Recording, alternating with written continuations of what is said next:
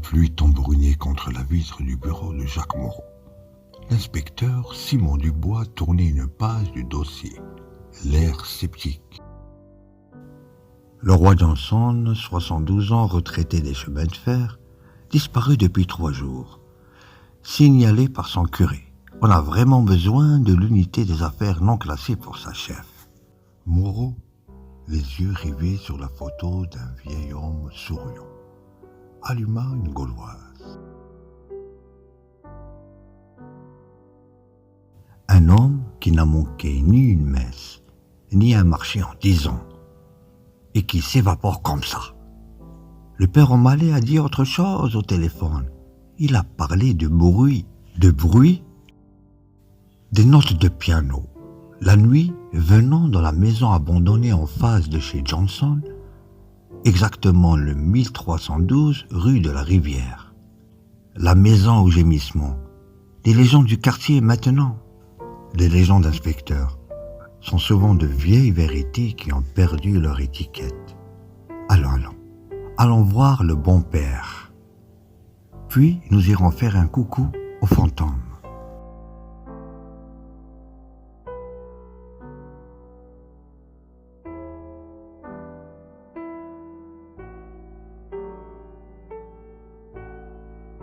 Le père O'Malley, un homme doux, aux mains noueuses, les reçut dans le presbytère froid. Le roi était troublé. Ces dernières semaines, il n'avait pas peur, vous savez. Il était intrigué. Il disait que la musique était belle, mais d'une tristesse. Il a dit quelle musique, mon père? Du blues, inspecteur. Un vieux blues. Il répétait une phrase qu'il entendait. Je crois. Trouver la vérité dans la note trouée. Il disait que c'était une voix d'outre-tombe qu'il a chuchotée. Dans la cuisine propre et modeste de le roi Johnson, Moreau trouva le carnet. La dernière entrée le fit frissonner. Il le tendit à Dubois. Lisez. Le 14 novembre. Les notes reviennent, plus claires. Ce n'est pas un souvenir, c'est lui. Et il joue notre chanson. Il veut que je sache la vérité sur cette nuit de 1929. J'ai trouvé la médaille. Je dois y retourner avant minuit. Il m'attend. Sans un mot, Moreau se dirigea vers la fenêtre qui donnait sur la maison des Cathy du 1312.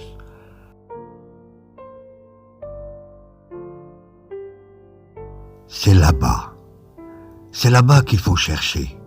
Pas lui. L'autre.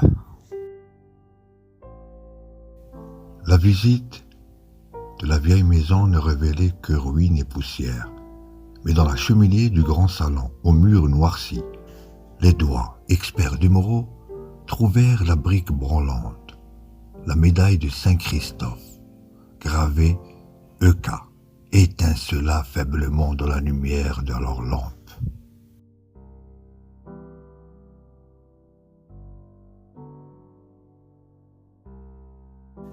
Elijah King, souffla Dubois, consultant fébrilement ses notes. Fantôme, King, chanteur du blues, son club a brûlé ici en 1922. Disparu.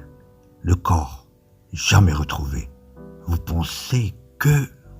Je pense qu'un fantôme qui demande qu'on trouve la vérité a rarement été victime d'un accident.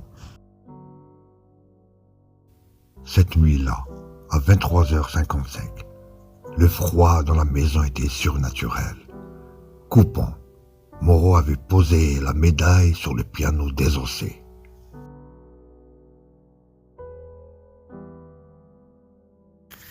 Minuit sonna quelque part dans la ville. D'abord, il n'y eut qu'un silence plus profond. Puis, une note unique, claire et pure, résonna dans l'air sans source. Une autre la suivit. Une mélodie de piano, un blues lancinant, et d'une beauté à vous serrer la gorge, se construisit note par note dans le vide. et la voix vint. Un murmure d'une douceur infinie empreinte d'une peine vieille de 30 ans, qui semblait venir de partout à la fois. Vous entendez ma chanson, vous portez ma clé, trouvez la vérité dans la note trouée pour une noire. Une forme commença à palpiter près du piano, une silhouette d'homme, vaporeuse, lumineuse, vêtue d'un costume d'une autre époque. Les yeux de Moreau plongèrent dans les siens, des yeux où brillait toute la mélancolie du Mississippi. Elijah King, nous écoutons. Le spectre leva une main. Il ne pointa pas Moreau, ni du doigt. Son doigt spectral se tendit, inexorable, vers une fissure spécifique. Sous la latte, l'enveloppe de cuir était intacte. Le contrat. Moreau le lut à haute voix, puis plus fort pour Dubois, sous le regard patient du fantôme. C'est l'intégralité de ses droits d'auteur présents et futurs à perpétuité, contre la somme forfaitaire de $200. Et là, il retourne la feuille. Ferraro m'a trompé. Je refuse de signer mon esclavage. Je crains pour moi. Si je disparais, cherchez la vérité derrière la brique chaude. EK. La brique chaude, dit Moreau en se dirigeant vers le foyer monumental. Celle où l'artiste se réchauffait avant de jouer. Le spectre d'Elijah King les observait intensément. Lorsque Moreau toucha des briques noircies derrière le manteau, il sentit une différence. Une était moins scellée que l'autre. Avec un grognement, aidé de Dubois, il la fit bouger. Puis une autre. Une odeur de terre et de temps écoulé s'échappa. Le rayon de la lampe torche illumina d'abord les os, propres et blancs, puis le crâne avec son petit trou net. À côté, le disque de cire miroitait, et la lame de rasoir rouillé portait des taches sombres. Le fantôme hocha la tête lentement, une lueur de reconnaissance dans ses yeux.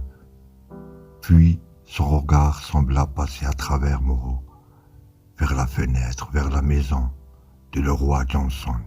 Une dernière inquiétude. Johnson a trouvé la vérité avant nous, c'est ça. C'est pour ça qu'il a disparu. Pas à cause de vous, à cause de ce qu'il savait. Le spectre d'Elijah King inclina une nouvelle fois la tête. Sa forme commença à s'estomper, à devenir transparente comme la brume du matin. La musique aussi s'affaiblissait, devenant un écho lointain. Merci, merci, merci, merci, merci. Le silence qui régnait dans la maison était désormais un silence normal, lourd seulement de morts anciens et de crimes. L'orbe grise filtrait par les planches des fenêtres. On a fait notre travail, Simon. Écoute et cherche. Même quand la victime ne peut plus parler. Ramasse le contrat, les preuves matérielles d'un crime matériel. Maintenant, il faut retrouver Johnson, le fantôme est en paix. Mais son meurtrier, ou l'héritier de ce meurtrier, est peut-être bien vivant. Vous croyez qu'il est encore vivant, chef? King a attendu 30 ans pour que justice soit faite. Notre boulot, c'est de faire en sorte que Johnson n'attende pas aussi longtemps. Le blues des fantômes est terminé. Maintenant, c'est notre tour de jouer. Et la partition, elle est écrite avec du son bien réel.